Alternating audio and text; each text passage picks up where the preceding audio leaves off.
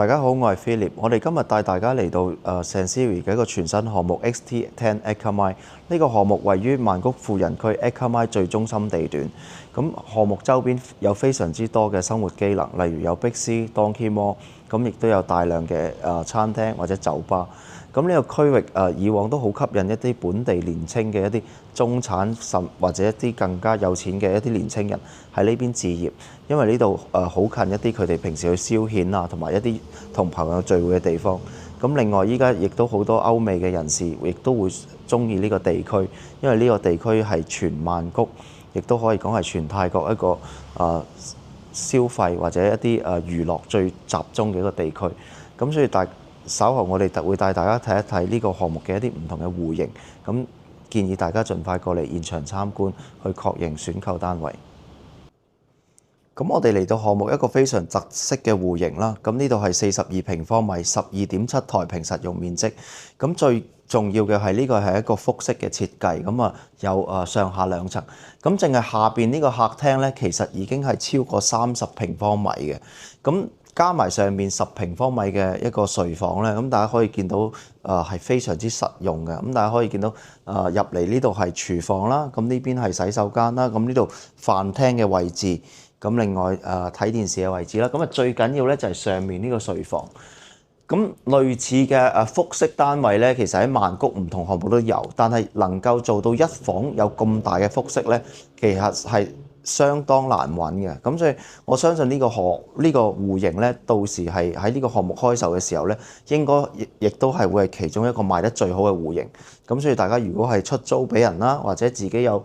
自住嘅需求，如果亦都中意複式單位嘅咧，咁盡快去預訂呢一款類型嘅單位。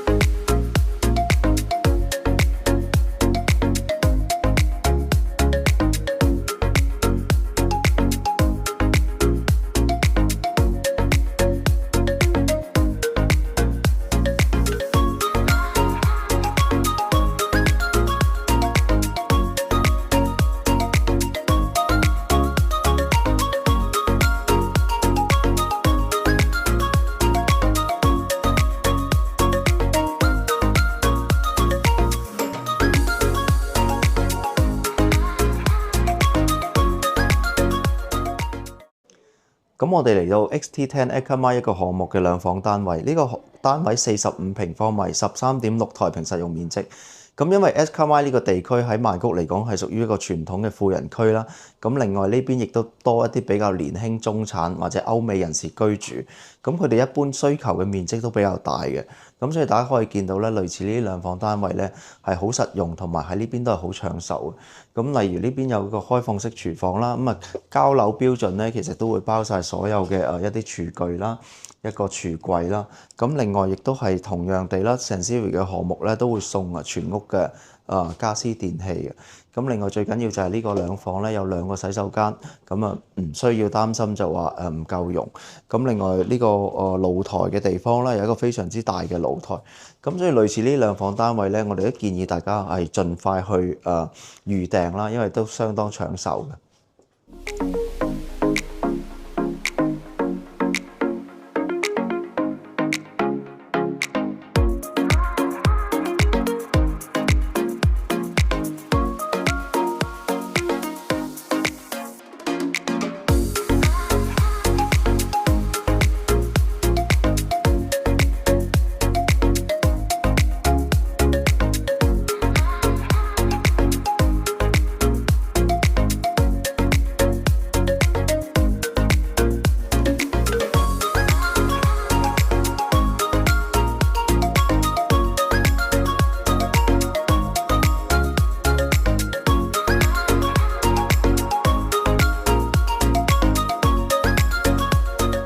咁我哋嚟到項目對面一個大樓啦，呢個大樓係一個 AP 嘅已經賣晒嘅項目。咁項目對面咧就係我哋一個新項目 XT10 Eka Mine 嘅一個基地。咁呢個基地咧，大家可以見到周圍都係一啲比較有錢人嘅透天，咁類似香港嘅九龍塘啦，或者台北嘅天母。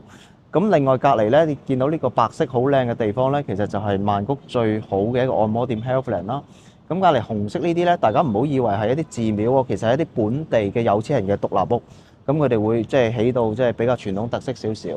咁另外前少少就碧斯啦，咁行路過去咧唔超過5分鐘。咁另外呢邊啊，大家可以見到咧，從項目出嚟右轉再左轉咧，就係Donkey Mall 嘅地方。咁Donkey Mall 一路行過去咧，亦都係曼谷其中一個最豪宅嘅地段湯羅。咁嗰邊有一啲曼谷其中一個最貴嘅項目 Panbayou 啦，亦都係同一個開發商 Sansiri 嘅。咁所以呢條路咧，不論佢生活機能啦，或者住喺呢邊嘅人啦，或者一啲嘅其他嘅配套啦，都係非常好。咁所以非常之值得大家投資或者自己住嘅。咁我哋嚟到同項目距離只係行到唔超過5分鐘嘅距離咧，就嚟到呢個日本大家都知道好出名嘅 Donkey Mall。咁呢個 Donkey Mall 咧，裏邊有齊所有生活所需啦、食物啦、一啲日用品啦，咁同你喺日本行 Donkey 係一模一樣嘅。咁所以呢個項目嘅生活機能係非常方便。亦都因為 Ekamai 呢度係一個日本人區啦，咁所以呢個 Donkey 呢個商場裏面咧，除咗 Donkey Mall 之外咧，亦有唔同嘅日本餐廳啦，包括食一啲烤肉、居酒屋啊，或者拉麵都有嘅。咁亦都有一個中式嘅打邊爐啦。咁大家到時可以嚟現場實地參觀一下。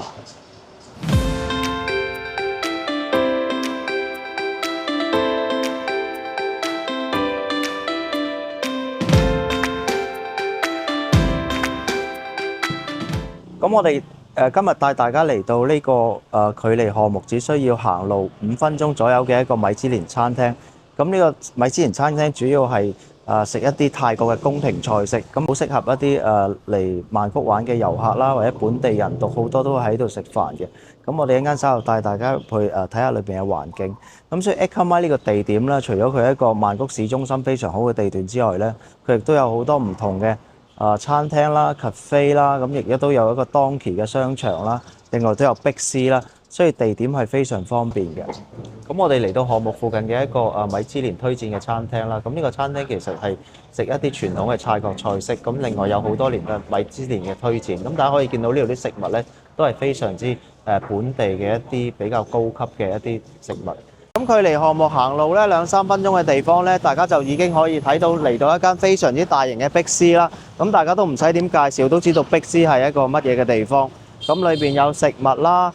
日用品啦、家私電器啦，都有齊晒嘅。咁同埋呢個碧斯嘅規模咧，亦都唔比呢個 Central World 對面大家最熟悉嘅碧斯細嘅。咁所以以後買咗個項目之後咧，大家就唔使去 Central World 嗰個啦，就直接嚟呢個就可以啦。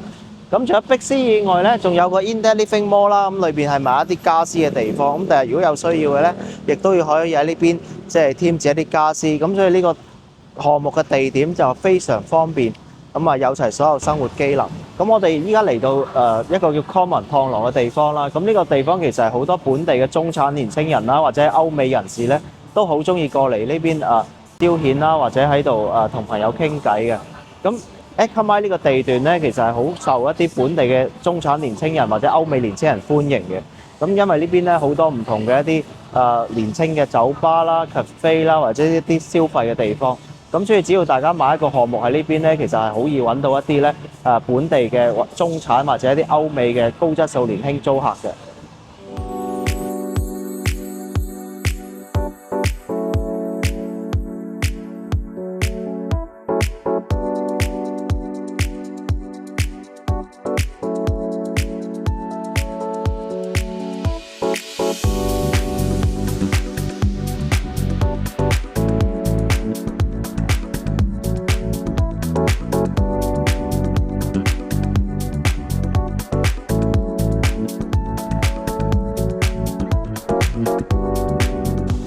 咁我哋嚟到項目附近嘅一個比較新式嘅商場啦，叫做 Marché 湯羅。咁呢個商場咧有超級市場啦，亦都有好多唔同嘅餐廳嘅。咁呢個啲地方咧好吸引一啲年青嘅一啲泰國中產人士啦，或者一啲年輕嘅歐美人過嚟呢度消費啦、購物啦，或者食嘢。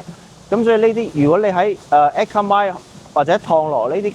地點買項目嘅話咧，係好適合出租俾一啲年青嘅泰國人或者一啲歐美人士嘅。咁成個社區嘅氣氛咧，都係屬於一個年青嘅同埋一啲比較高級嘅為主嘅。